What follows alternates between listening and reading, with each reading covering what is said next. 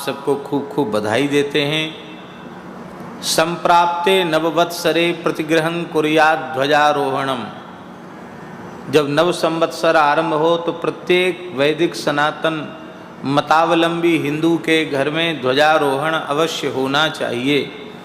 अपनी परंपरा के अनुसार ध्वज पूजन और ध्वजारोहण अवश्य किया जाना चाहिए।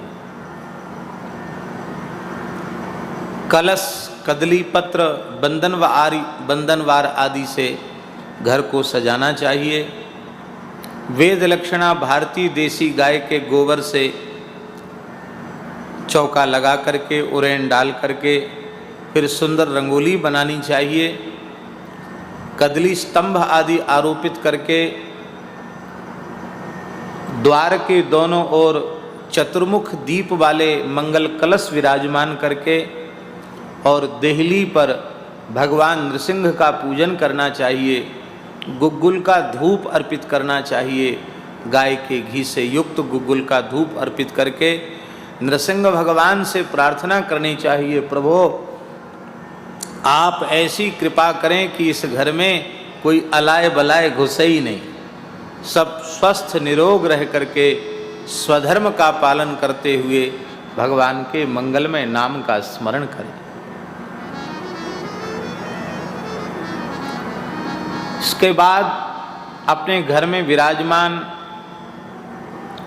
पंचदेवों का विधिवत अर्चन पूजन करना चाहिए, अविघ्न पूजन करना चाहिए। श्री वृंदावन बिहारी लाल की जय। माताओं को नवीन वस्त्र देने चाहिए। महाराज जी लिखा है पंचांग में, अलंकरण नए आभूषण देने चाहिए, पर ये तभी देने चाहिए जब गृहस्वामी ऋण मुक्त हों, सामर्थ्य से संपन्न हों। अब वो बेचारे कर्ज में डूब रहे हैं और कहो कि नहीं मूल्यवान आभूषण और कर्ज करके ले आवें तो 9 वर्ष आनंदमय फिर नहीं होगा। जैसा है उसी के अनुरूप वस्त्र आदि को दे करके अलंकरण आदि से अलंकृत अपने गृहलक्ष्मियों को, बालकों को, सबको अलंकृत करना चाहिए।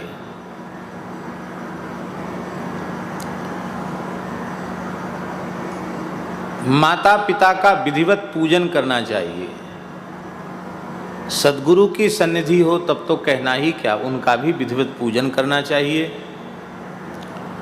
और नहीं मातृ समो गुरु, माता के समान कोई गुरु नहीं है।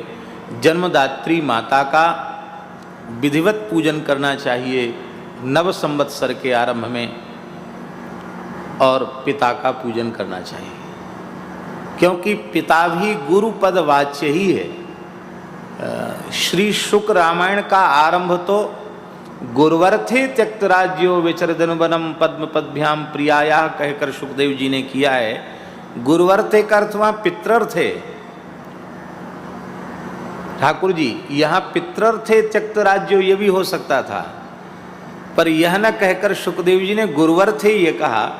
इसका अर्थ है वे कहना चाहते हैं, हम सबको बताना चाहते हैं कि पिता भी गुरु ही है।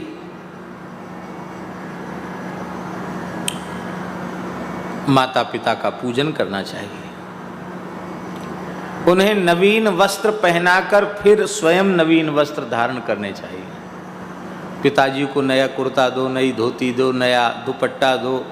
माताजी को नई साड़ी दो, फिर उनका चरण प्रक्षालन करो, उनका आशीर्वाद लो, और फिर अपने भी स्वयं अलंकृत होना चाहिए।